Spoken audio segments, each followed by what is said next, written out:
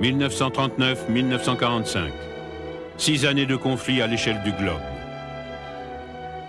Des millions d'hommes et de machines dressés dans un face-à-face titanesque. Des chefs de guerre déterminés à vaincre à tout prix. Sur terre, sur mer, dans les airs, des moyens de destruction sans précédent. Des populations civiles au cœur de la tourmente.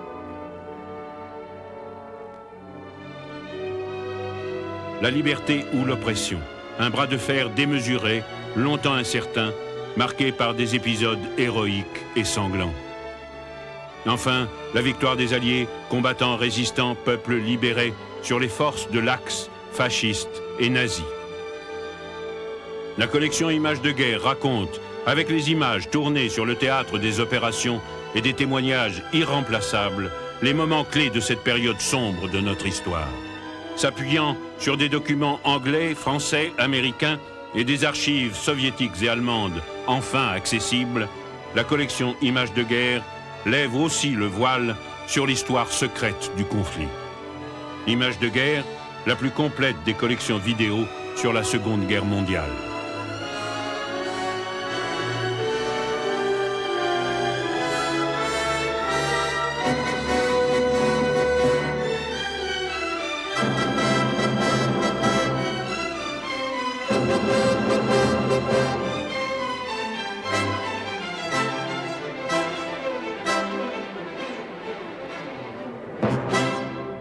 À la fin juin 1940, l'Europe et le monde entier sont frappés de stupéfaction devant l'éclatant succès remporté par Hitler au cours des 3 derniers mois.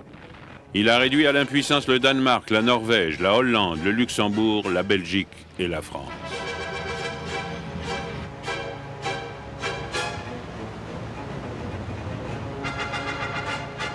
La puissance militaire allemande semble invincible. Un seul pays lui tient encore tête. La principale île au large de l'Europe, la Grande-Bretagne. Mais une partie de son territoire est néanmoins occupée depuis que le 30 juin 1940, les troupes allemandes ont envahi les îles anglo-normandes.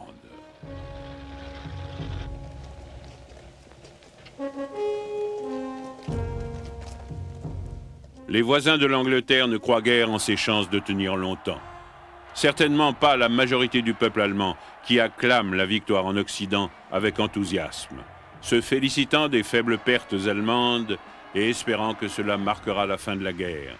Le 19 juillet, à Berlin, dans un discours euphorique, Hitler propose à la Grande-Bretagne de négocier la paix.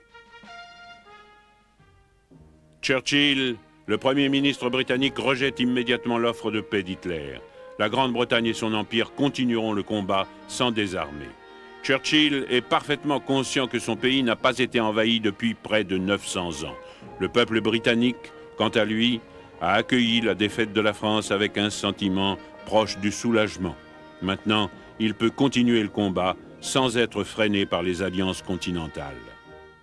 Si les effectifs sont suffisants pour s'opposer à une invasion allemande attendue, l'armée possède peu d'armement moderne, étant donné qu'elle a dû en abandonner la plupart en France. Néanmoins, elle s'attaque avec ardeur à la construction des défenses le long des côtes de la Manche.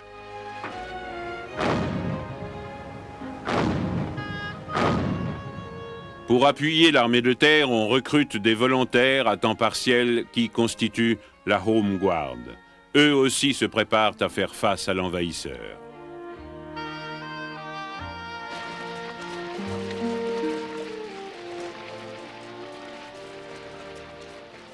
On retire les poteaux indicateurs pour dérouter la progression des troupes d'invasion. La population civile est sommée de rester chez elle pour empêcher les réfugiés de bloquer les routes comme ils l'ont fait en mai 1940. La RAF, elle aussi, a subi des pertes en France et au cours de l'évacuation de Dunkerque. Ce n'est qu'en refusant aux Français de leur accorder davantage d'appareils en 1940 que le commandant supérieur de la RAF a pu épargner 600 appareils pour défendre le ciel britannique. Mais la Luftwaffe en a 4 fois autant. Comme elle l'a fait si souvent au cours des siècles, la Grande-Bretagne met tous ses espoirs dans sa marine, la Royal Navy, qui est encore la plus importante du monde et demeure à peu près intacte. Cependant, maintenant que l'Italie est entrée dans le conflit, les navires de guerre ne peuvent plus être retirés de la Méditerranée pour protéger les eaux territoriales anglaises. L'Italie est dotée d'une flotte puissante et Mussolini est bien décidé à faire sienne la Méditerranée. Hitler a lancé officiellement le plan d'invasion de la Grande-Bretagne sous le nom d'opération Sea Lion, à la mi-juillet, juste avant de proposer de négocier la paix. Ce plan prévoit d'utiliser 20 divisions. Elles sont censées débarquer sur un large front sur la côte sud de l'Angleterre. Une fois à terre, elles devront avancer vers le nord et encercler Londres. Hitler est conscient toutefois que l'invasion ne pourra réussir qu'à la condition qu'il ait la suprématie aérienne totale au-dessus de la zone envahie.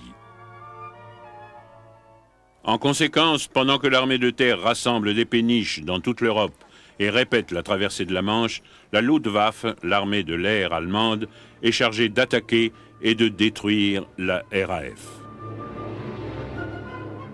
Mais le grand amiral Raeder, commandant en chef de la marine que l'on voit ici, passant en revue un équipage, se plaint que ces navires ne peuvent pas garantir la sécurité d'un aussi vaste front contre la puissance de la marine anglaise. Tandis que l'armée de terre et la marine discutent, la Luftwaffe, sous la houlette de Göring qui s'impatiente, met tout en œuvre pour frapper rapidement le premier coup contre la Grande-Bretagne. Sperl, qui fut missile Cigare, commandera l'une des deux flottes aériennes basées en France et en Belgique.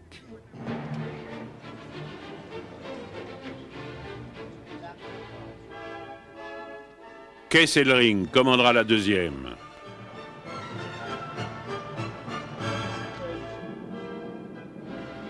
Le 10 juillet, avant même qu'Hitler ait donné l'ordre d'envahir, la Luftwaffe engage ce que l'on appellera la bataille d'Angleterre.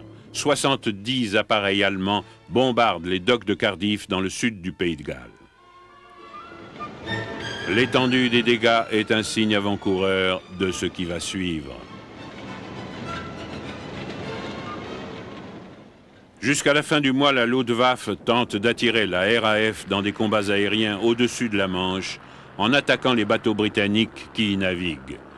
La RAF, néanmoins, se refuse à engager tous ces appareils. Le maréchal Dowding, commandant supérieur de la Royal Air Force, réalise que ces 600 appareils vont devoir affronter 2800 avions allemands. Il ne peut les risquer prématurément.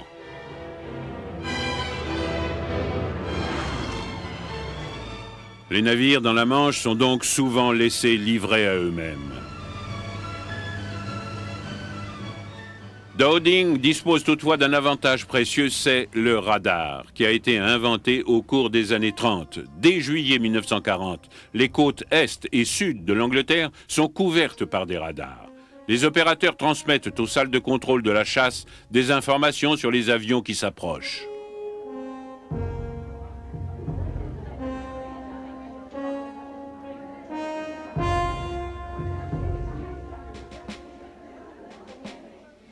Celles-ci ordonnent aux chasseurs de décoller en toute hâte et les dirigent vers les appareils ennemis.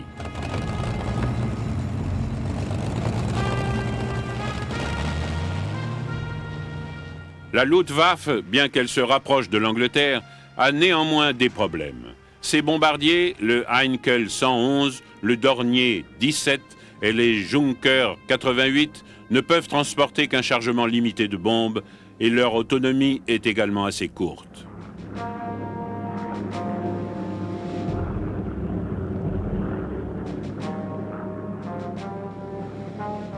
Quant au Messerschmitt 110, il a une bonne autonomie en tant qu'avion d'escorte ou bombardier léger, mais il ne peut concurrencer le Hawker Hurricane de la RAF ou les Supermarine Spitfire.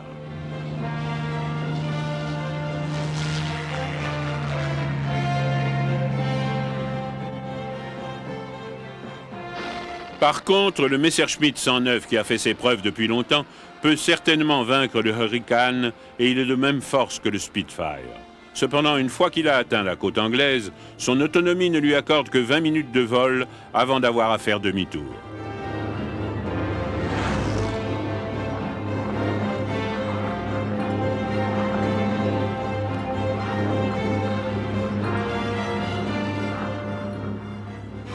Les Britanniques commencent également à tirer parti d'un autre avantage technique. Ils peuvent désormais lire les messages radio allemands chiffrés par l'appareil de codage Enigma.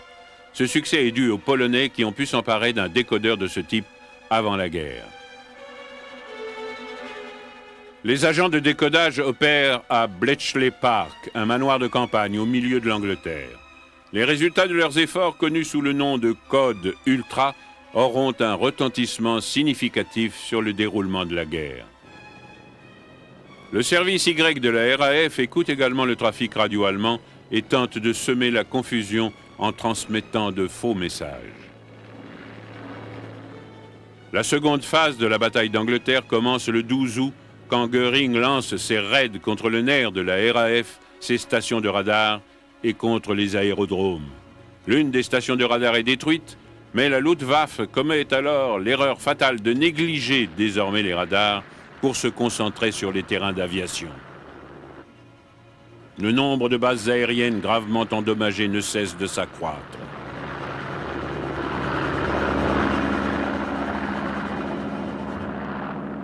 Le 15 août a lieu le plus important assaut lancé par la Luftwaffe. Göring, qui a baptisé cette journée le jour des aigles, observe son armada qui survole la côte française.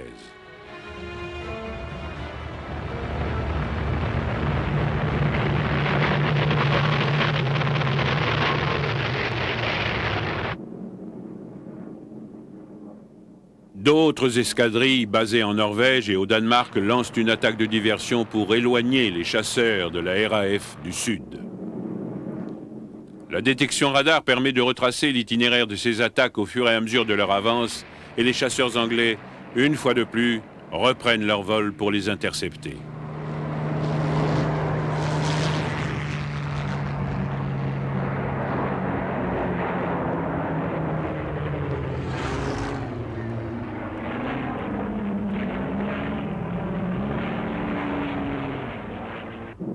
Bientôt, les combats aériens sont acharnés. Les chasseurs britanniques commencent par concentrer leurs efforts contre les bombardiers allemands.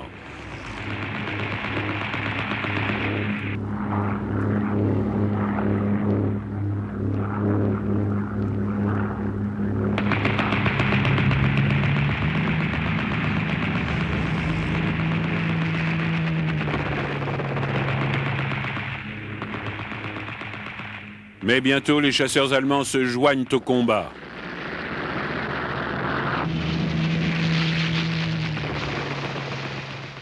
La RAF est néanmoins en mesure de repousser ces assauts. Le même scénario se répète au cours des jours suivants.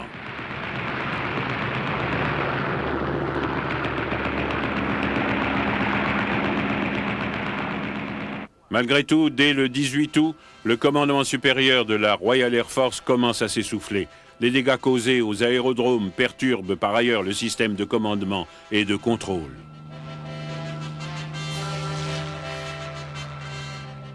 Ce qui est plus grave, ce sont les pertes infligées à la Royal Air Force. L'intensité des combats épuise progressivement les ressources dont dispose le commandement.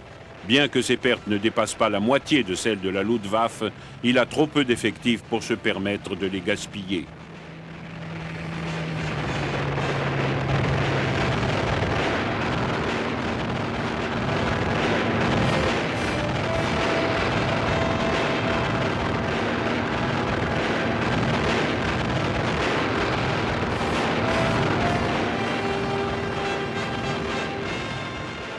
Le remplacement des appareils n'est pas vraiment un problème.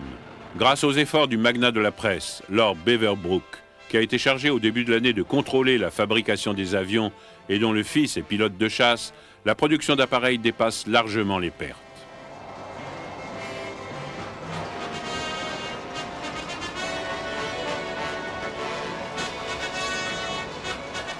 Mais plus de 150 pilotes ont été tués ou grièvement blessés et la situation est grave. Le nombre de pilotes nouvellement formés est insuffisant pour les remplacer.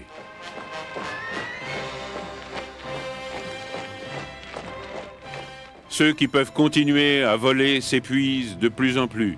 Ils sont en alerte de l'aube au crépuscule et effectuent jusqu'à 3 ou 4 sorties par jour. Churchill n'est que trop conscient de la tension qu'ils subissent, mais il sait également que s'il perd cette bataille, la Grande-Bretagne pourrait être vaincue.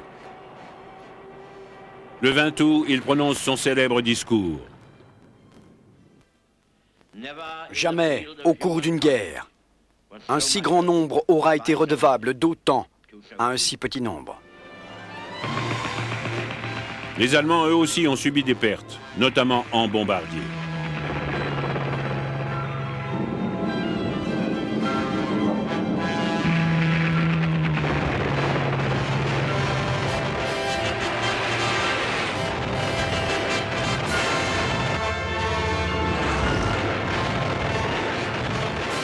En conséquence, dès le 24 août, il lance la 3e phase de la bataille d'Angleterre. La Luftwaffe commence à envoyer un nombre grandissant de raids de chasseurs, espérant détruire la Royal Air Force par combats aériens.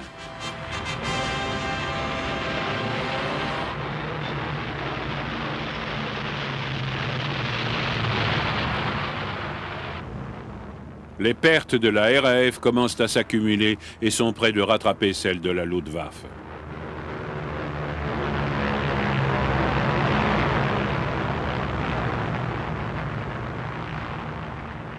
Les chasseurs allemands traversent désormais la Manche à faible hauteur pour éviter la détection des radars et ne grimpent que lorsqu'ils atteignent les côtes pour ensuite s'attaquer aux Spitfire et aux Hurricane.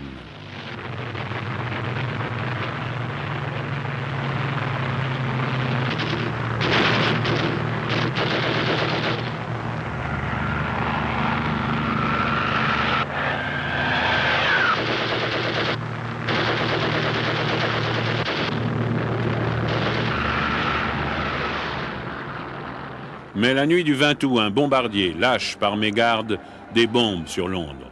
La nuit suivante, la Royal Air Force bombarde Berlin en représailles. C'est le début d'une campagne qui sera coûteuse aux deux camps, tant en perte d'appareils qu'en dégâts au sol. La Luftwaffe a commencé à bombarder Londres au début aussi bien le jour que la nuit.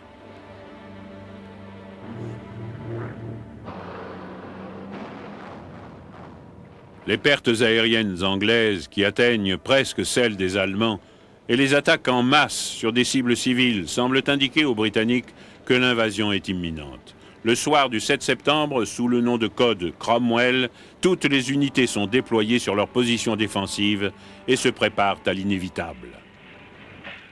Il est exact qu'Hitler avait l'intention de lancer l'invasion à ce moment-là, mais le 10 septembre, il la repousse jusqu'au 24, ayant réalisé que la RAF n'a pas encore épuisé ses forces. Le 15 septembre marque l'apogée de la bataille d'Angleterre. Göring, à la différence d'Hitler, estime que la RAF est sur le point de s'effondrer et lance des raids aériens massifs sur Londres. Il tente, en effet, d'attirer les derniers chasseurs de la Royal Air Force dans le ciel afin de les détruire.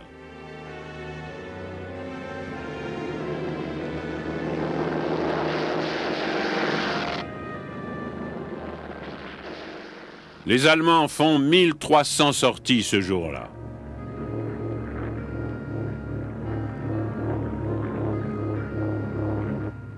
Au début, seuls 170 chasseurs de la RAF sont engagés. Les combats aériens sont meurtriers.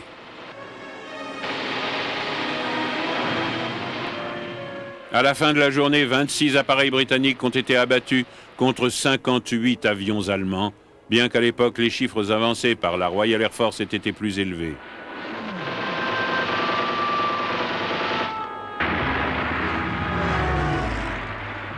On est à un tournant. Les Allemands n'ont pas atteint leur objectif. Hitler repousse donc indéfiniment l'opération Sea Lion et ordonne à ses troupes de se replier sur la défensive, tandis qu'il tourne son attention vers le front de l'Est. La bataille d'Angleterre s'éternise, néanmoins, principalement sous forme de raids aériens éclairs des chasseurs allemands jusqu'à la fin octobre.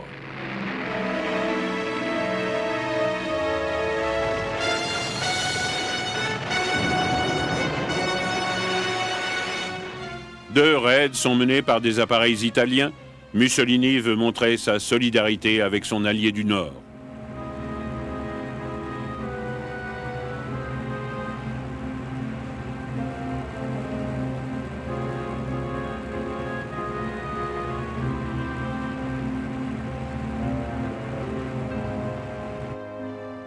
Ces attaques s'avèrent désastreuses pour les faibles effectifs des Italiens qui perdent 13 de leurs avions au cours du second raid.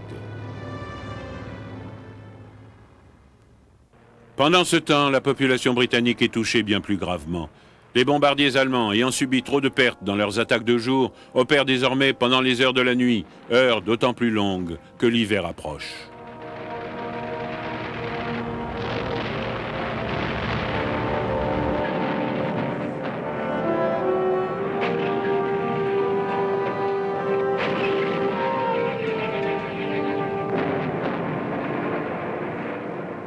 Nuit après nuit, les bombardiers allemands pilonnent les villes britanniques.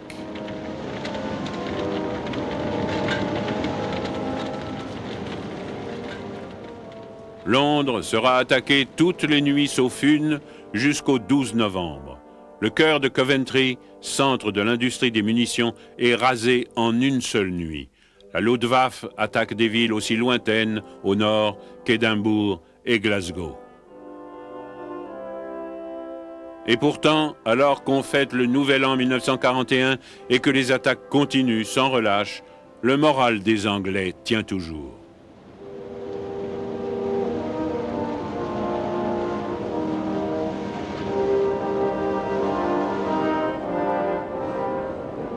De nombreux Londoniens sont toutefois forcés de dormir dans les stations de métro. Les destructions perturbent tous les aspects de la vie quotidienne et de nombreux habitants sont tués ou blessés. Au cours des 2 premiers mois du Blitz, 15 000 habitants sont tués rien qu'à Londres.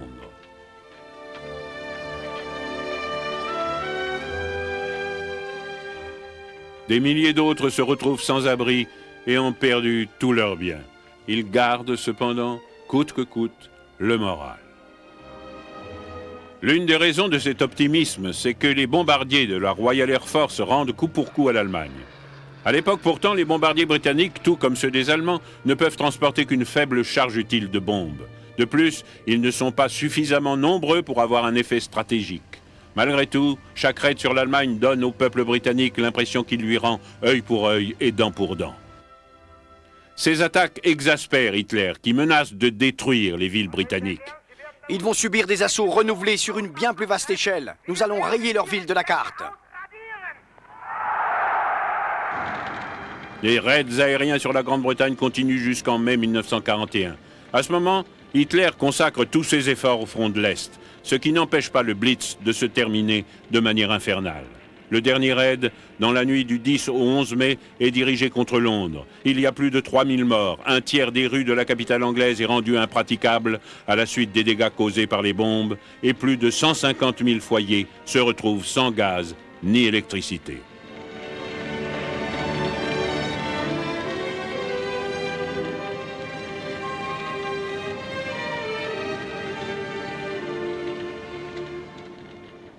Pendant ce temps, les Allemands ont mené en mer une autre campagne contre l'Angleterre.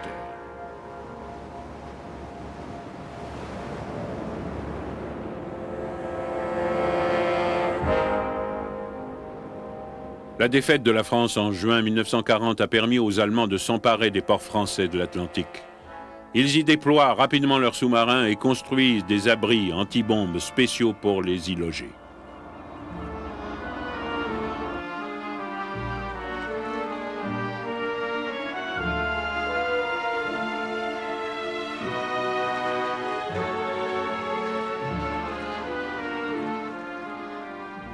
Le 17 août 1940, Hitler ordonne le blocus total de la Grande-Bretagne et déclare que les navires marchands neutres seront coulés sans avertissement. C'est le signal qu'attendent les sous-marins allemands dans leur nouvelle base française et ils commencent à sévir avec ardeur dans les eaux de l'Atlantique.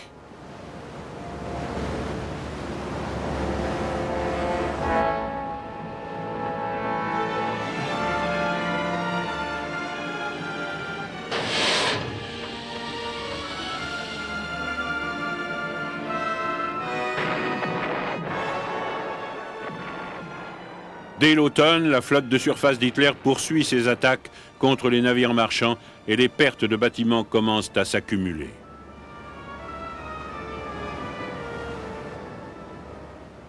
Le sous-marin de poche Admiral Scheer coule à lui seul 17 vaisseaux en une seule sortie.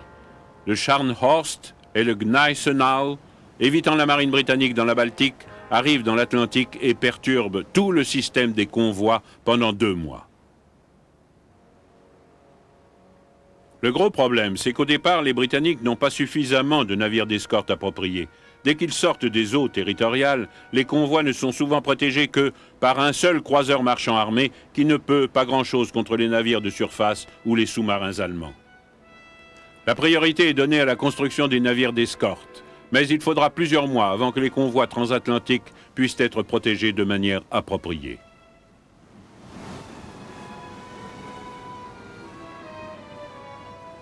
Les pertes de bateaux marchands sont telles que de nouvelles privations sont infligées à la population britannique.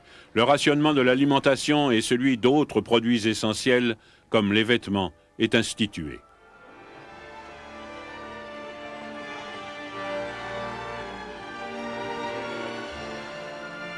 Les raids aériens donnent également l'impression que l'intégralité de l'infrastructure britannique est en train de s'effondrer.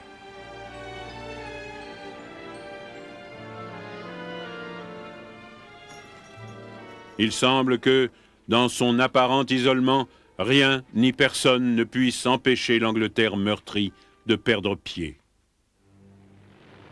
Au cours des sinistres automnes et hivers 1940-41, les pays neutres ont assisté avec angoisse au blitz de la Luftwaffe sur la Grande-Bretagne. Les observateurs neutres ont admiré le courage avec lequel le pays a subi cette épreuve, mais bien peu croient que l'Angleterre puisse tenir indéfiniment.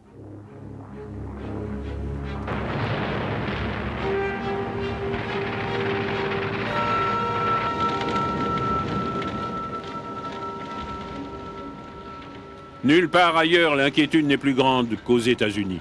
C'est le plus important des pays neutres et celui qui est le plus proche de la Grande-Bretagne, ne serait-ce que par la langue commune et les antécédents de beaucoup de ses citoyens.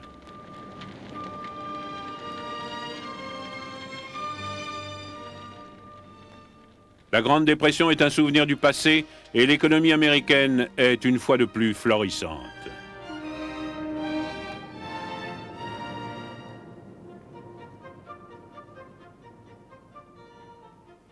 Les Américains n'ont pourtant aucun désir de se retrouver impliqués dans une nouvelle guerre européenne. Néanmoins, le Premier ministre anglais, Winston Churchill, sait que la Grande-Bretagne et son empire ne pourront pas gagner la guerre seuls. La participation des Américains est indispensable et Churchill met tous ses espoirs dans le président Roosevelt. Roosevelt admire Churchill depuis longtemps et partage avec lui le même intérêt pour les questions navales, ayant été sous-secrétaire à la marine en 1917. Par ailleurs, Roosevelt est réaliste et estime que, comme en 1917, son pays finira par être entraîné dans le conflit. Il se rend compte qu'il lui faut agir avec acharnement pour y préparer l'opinion publique américaine. Je suis pacifiste, mais j'estime que vous et moi agirons ensemble pour protéger et défendre notre science, notre culture, notre liberté américaine. En juillet 1940, Roosevelt met en œuvre l'expansion massive de la marine américaine qui comprend un important programme de construction navale.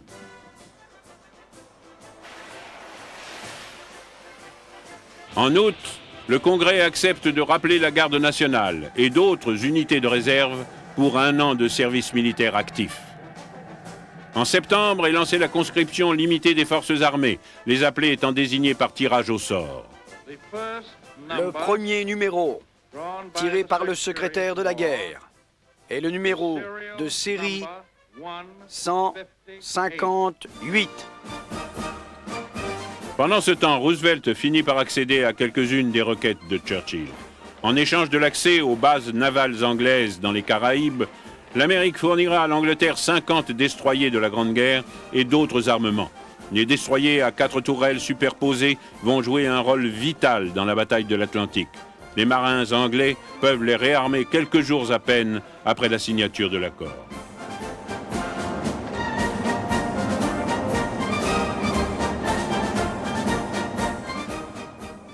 Quelques Américains, comme lors de la guerre de 14, s'engagent volontairement pour combattre aux côtés des Britanniques.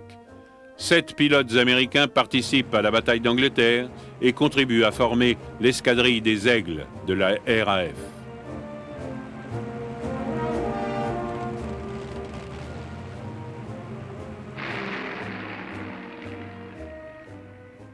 Néanmoins, c'est le courage de la population anglaise qui commence à bouleverser les Américains.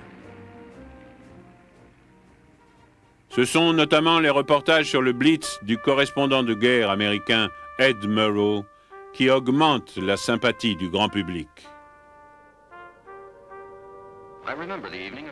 Je me souviens de la soirée du dimanche 29 décembre. C'était un soir comme tous les soirs d'hiver. Les premiers bombardiers sont arrivés au-dessus de Londres vers 18h30. Et bientôt, les incendies se sont mis à crépiter au sommet des immeubles.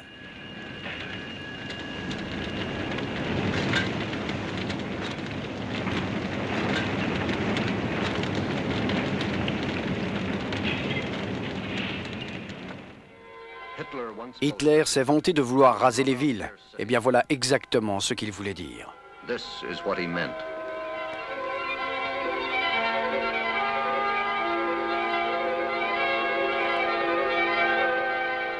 Lors des élections présidentielles de novembre 1940, le candidat isolationniste perd au profit de Roosevelt.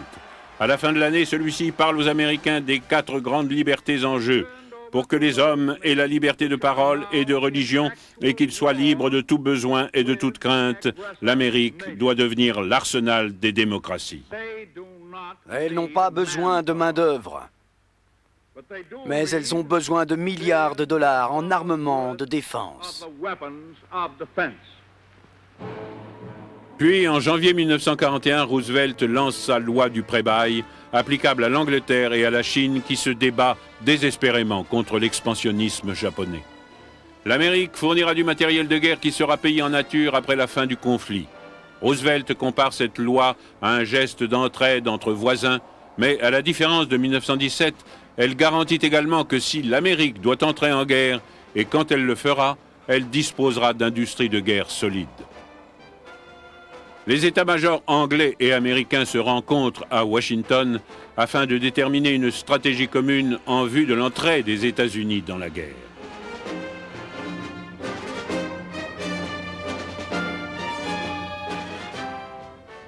En avril 1941, Roosevelt va plus loin en étendant presque jusqu'à l'Islande la zone de sécurité panaméricaine dans laquelle ces navires de guerre doivent protéger les navires de commerce américains.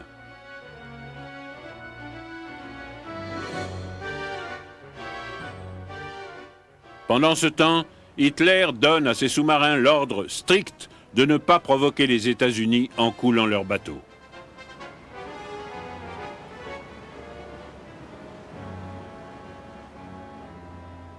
Des troupes américaines installent des bases au Groenland en avril, mais un sondage au mois de mai 1941 révèle que les 4/5 des Américains ne sont toujours pas favorables à l'entrée en guerre. Comme pour la bataille de l'Atlantique, les pertes en navires de commerce continuent à s'accumuler au cours des premiers mois de 1941.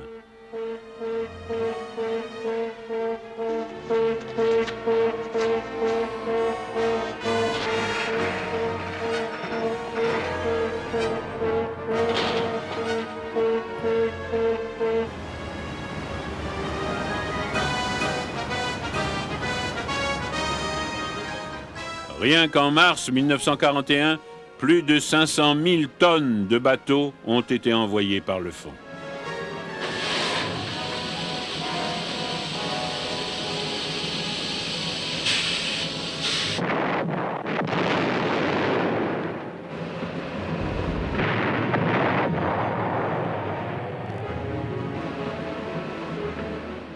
Pourtant, les Anglais remportent quelques succès, notamment le torpillage du sous-marin allemand qui a détruit leur croiseur Royal Oak aux Orcades, et la reddition d'un autre sous-marin qui totalise plus de 260 000 tonnes de navires à son tableau de chasse.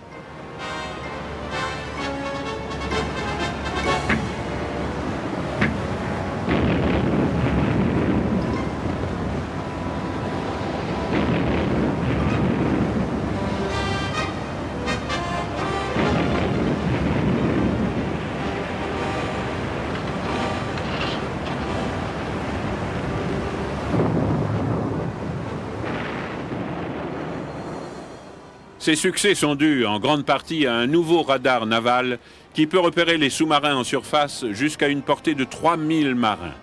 Des navires d'escorte et des avions de patrouille maritime sont également déployés vers l'Islande afin de fournir une meilleure protection des convois, tandis que la modeste marine canadienne s'étoffe rapidement afin de pouvoir jouer son rôle.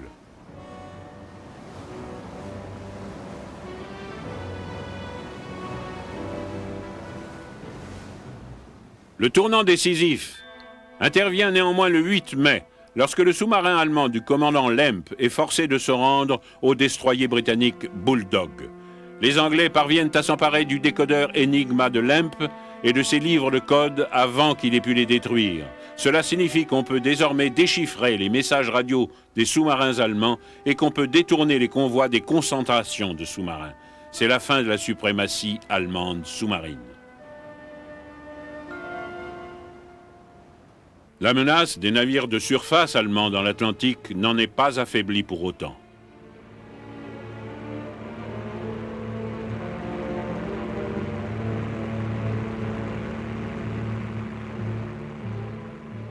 Le 18 mai, le croiseur Bismarck et le croiseur lourd Prinz Eugen quittent le port de Gdynia en Pologne.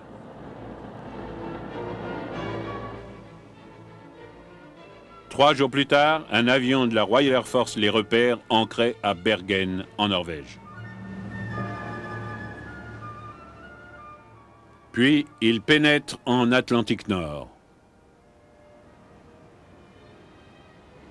La flotte de la marine britannique fait alors mouvement afin de leur couper la route dans le détroit du Danemark, entre le Groenland et l'Islande.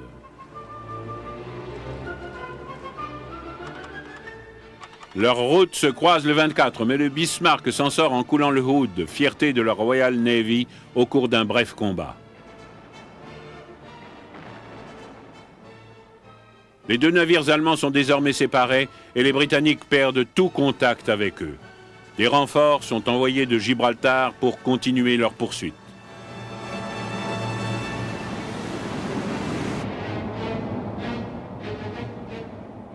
Le 26 mai, un Catalina de la RAF repère le Bismarck à 700 milles à l'ouest de Brest. Un avion torpille du porte-avions Ark Royal parvient à endommager son gouvernail et le force à ralentir.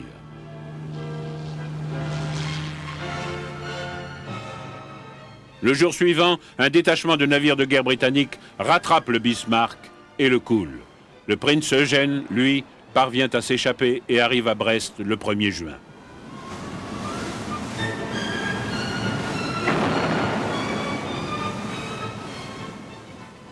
Le torpillage du Bismarck remonte le moral des Anglais, tant éprouvé par ailleurs. En juillet 1941, Roosevelt s'engage encore davantage lorsque les Marines américains débarquent en Islande pour relever la garnison britannique qui est installée. Il a maintenant un prétexte pour escorter les navires américains aussi loin à l'est.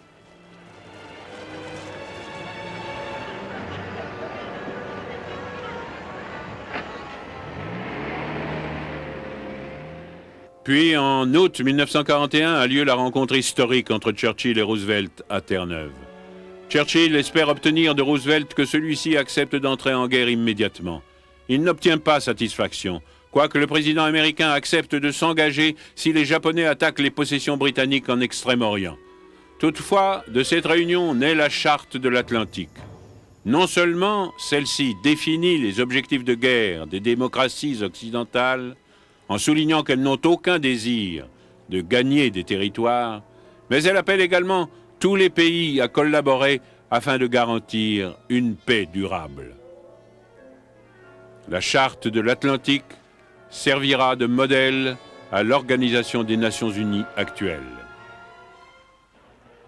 Tandis que les Britanniques sont encouragés par le soutien croissant de Roosevelt à leur cause, de l'autre côté de la Manche, les perspectives des pays européens occupés par les Allemands sont peu encourageantes.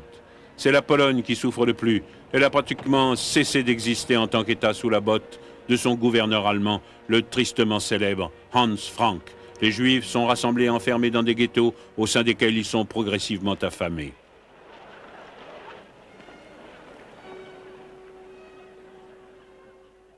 Ces jeunes enfants ont été pris en train d'essayer de passer de la nourriture à l'intérieur du ghetto de Varsovie. La terreur sur leur visage révèle qu'ils s'attendent à un châtiment sévère.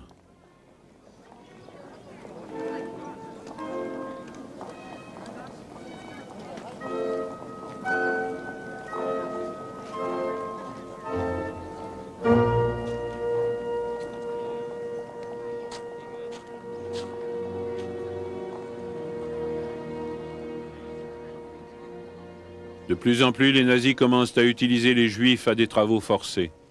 Ils sont transportés en train, passant des jours entiers entassés dans des wagons à bestiaux, sans nourriture ni eau, avant d'arriver à leur destination, les camps de concentration qui deviennent de plus en plus nombreux. Les juifs ne savent pas encore qu'ils sont promis à l'extermination totale.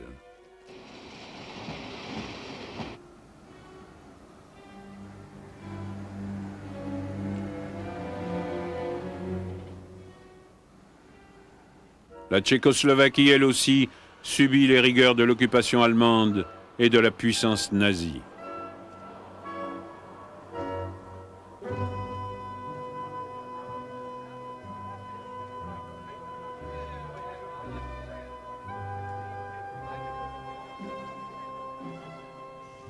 À sa tête se trouve le redoutable Heydrich, qui a le titre officiel de protecteur de la Bohème et de la mort à vie.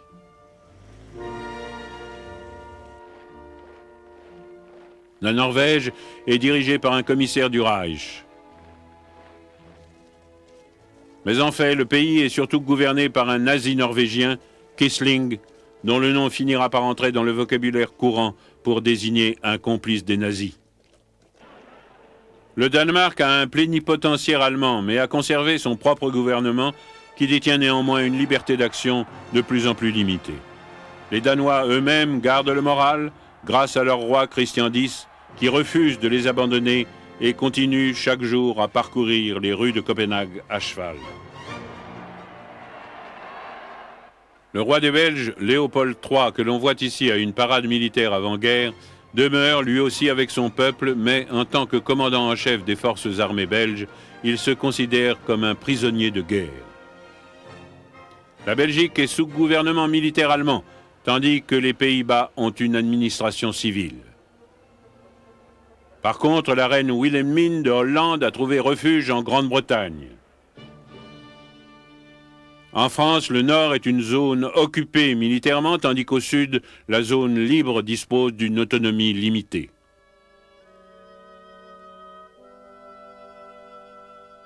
Le gouvernement français s'est installé à Vichy, sous la houlette du maréchal Pétain qui a cru que céder aux Allemands était le meilleur moyen de protéger son peuple. Il est donc hostile à l'Angleterre, qui va bientôt lui donner des raisons de la haïr complètement.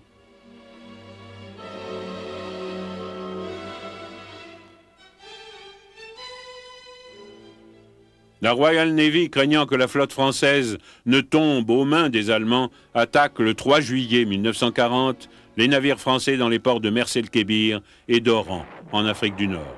Le bombardement non seulement détruit les bateaux, mais tue aussi environ 1 millier de marins français.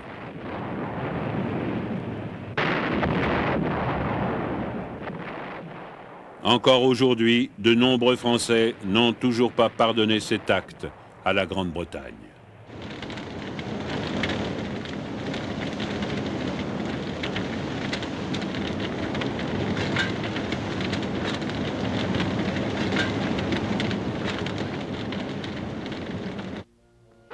En juin 1940, juste avant l'arrêt des hostilités en France, le général de Gaulle débarque en Angleterre. Le 18 juin, il déclare dans un discours radiophonique célèbre qu'il entend poursuivre le combat. L'Angleterre le reconnaît comme le chef des Français libres, au même titre que les autres gouvernements en exil. Il met sur pied et organise les forces françaises libres qui se sont ralliées à lui.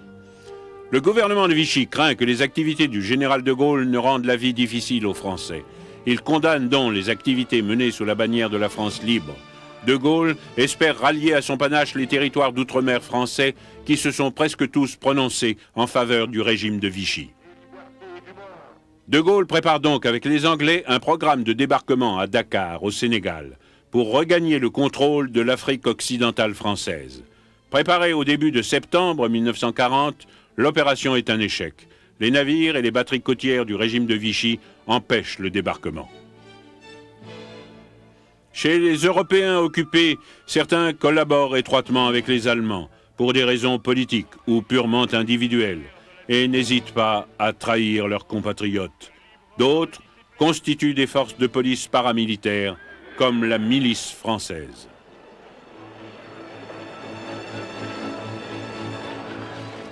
D'autres encore, comme ces Belges, s'engagent dans les légions étrangères des Waffen-SS, croyant que le bolchevisme russe est l'ennemi principal.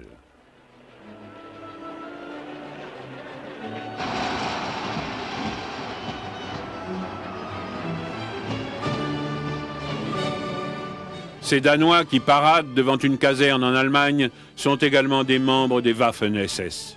Beaucoup iront mourir sur le front de l'Est.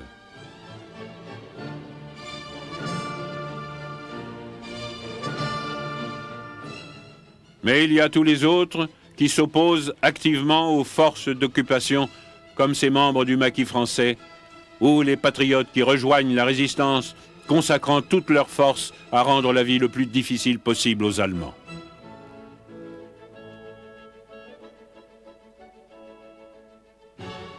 Cependant, la grande majorité des gens se contentent d'essayer de vivre aussi normalement que possible malgré les restrictions qu'ils subissent, même si cela doit se traduire par une coopération passive avec l'ennemi.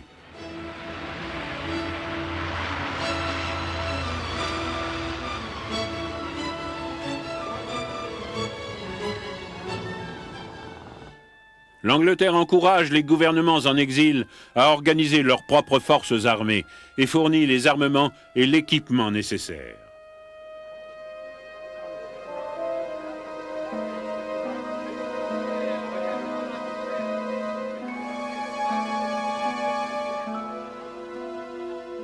En juillet 1940, Churchill crée un service des opérations spéciales conçu pour appuyer la résistance en Europe occupée. Bientôt, des agents et des opérateurs radio, hommes et femmes, sont parachutés. Des armements et des explosifs sont livrés par avion léger ou par mer. La tâche de ces agents est d'assurer la liaison et de coordonner les activités des différents groupes de résistance, souvent très disparates.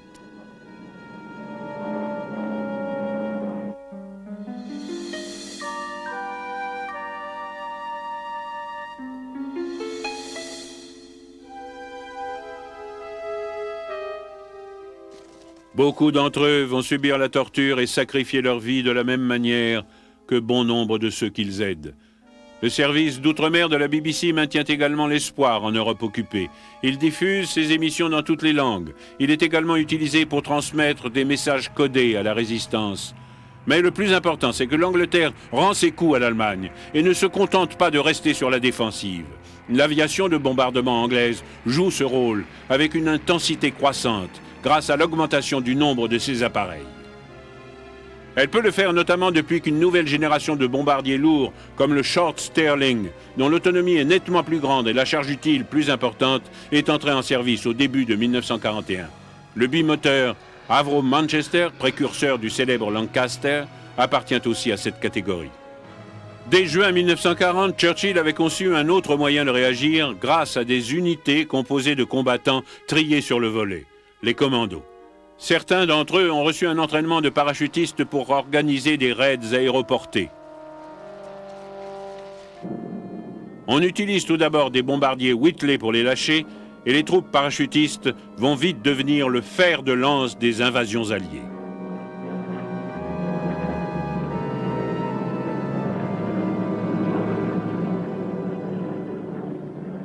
La majorité des commandos effectuent des raids le long des côtes d'Europe occupée. Un exemple typique de ce type d'opération est un raid monté contre le port norvégien de Vaxo à la fin décembre 1941.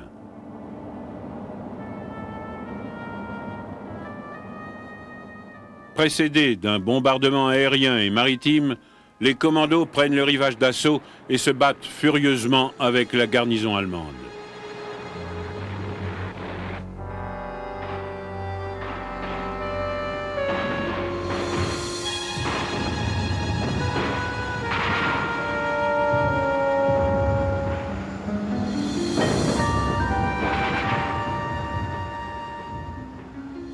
Ils détruisent les quartiers généraux allemands et d'autres installations militaires.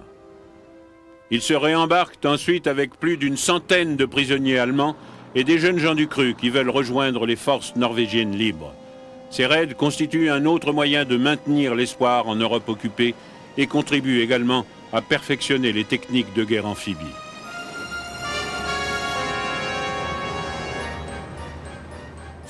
Mais depuis juin 1940, les forces armées de l'Angleterre et de son empire sont engagées dans une autre campagne contre les puissances de l'Axe, notamment l'Italie. En Méditerranée, la Royal Navy se bat contre la marine et l'armée de l'air italienne.